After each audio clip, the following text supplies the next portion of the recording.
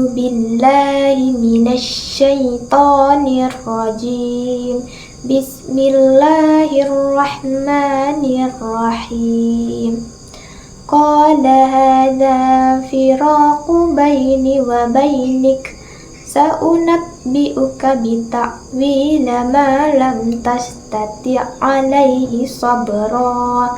Ammas safinatu fakanat limasakina ya'maluna fil bahri fa'aradtu an a'ibaha wa kana wara'ahum malikun ya'khuzu kulla safinatin ghasba wa ammal ghulamu fakana abawahu mu'minaini fakhashina ayyurhiqahuma tughyanan wa kufra fa'aradna ayyubadila lahuma rabbuhuma khairam minhu zakawatan wa aqraba ruhma wa ammal jidaru fakana li khulamaini yatimaini fil madinati wa kana tahtahu kanzun lahuma wa kana abuhuma salihah fa'arada rabbuka an yablugha ashuddahuma wa yastakhrija kanzahuma rahmatan mir rabbik wa ma fa'altuhu an amri dzalika ta'wilu ma lam tasti' alaihi sabra. Shadaqallahul azim. Terjemahan Quran Surah Al-Kahfi ayat 78 sampai 82. Dia berkata, inilah perpisahan antara aku dengan engkau. Aku akan memberikan penjelasan kepadamu atas perbuatan yang engkau tidak mampu sabar terhadapnya. Adapun perahu itu adalah milik orang miskin yang bekerja di laut. Aku bermaksud merusaknya, karena di hadapan mereka ada seorang raja yang akan merampas setiap perahu. Dan adapun anak muda kafir itu, kedua orang tuanya mukmin, dan kami khawatir kalau dia akan memaksa kedua orang tuanya kepada kesesatan dan kekafiran.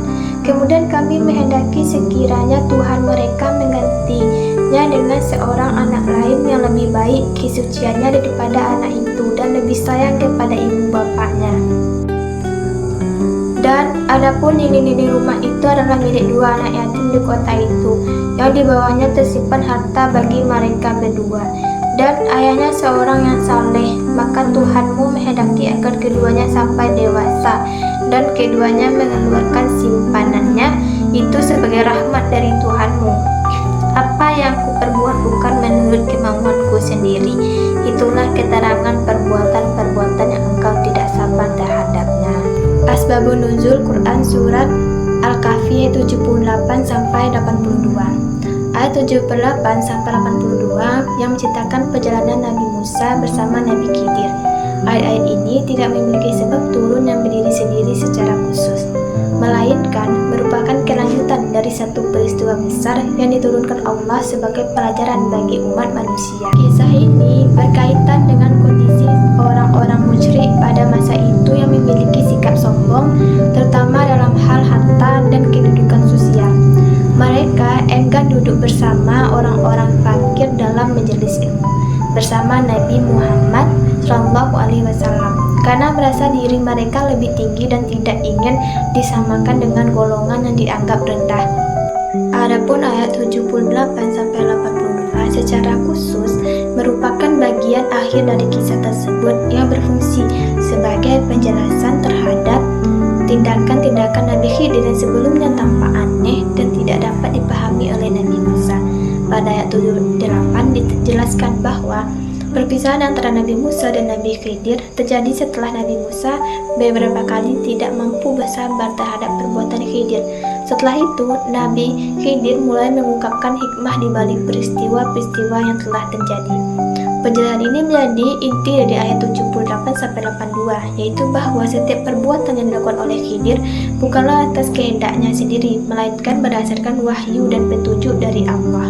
Dalam ayat-ayat tersebut dijelaskan bahwa kapal yang dilubangi sebenarnya milik orang-orang miskin, dan tindakan itu dilakukan agar kapal tersebut tidak dirampas oleh seorang raja zalim.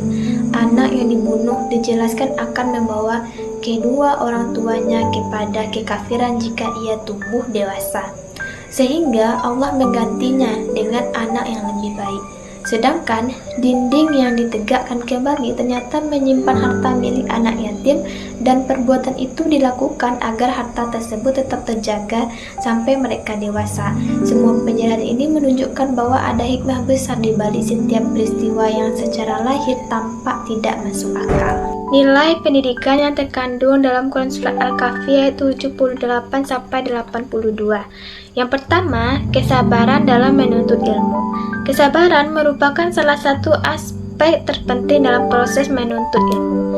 Dalam kisah Nabi Musa dan Khidir terlihat bahwa Nabi Musa yang memiliki kedudukan tinggi sekalipun masih mengalami kesulitan dalam bersabar ketika menghadapi sesuatu yang tidak sesuai dengan pemahamannya.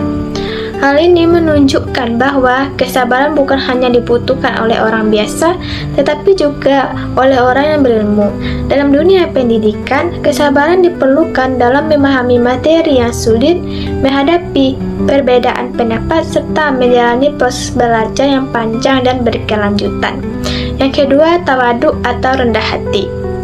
Sikap rendah hati sangat ditekankan dalam kisah ini. Nabi Musa merupakan seorang nabi dan rasul, tetap diperintahkan untuk belajar kepada Khidir. Ini menunjukkan bahwa tidak ada manusia yang memiliki seluruh ilmu secara sempurna. Dalam konteks pendidikan, sikap rendah hati sangat penting agar seseorang tidak merasa paling benar atau paling pintar.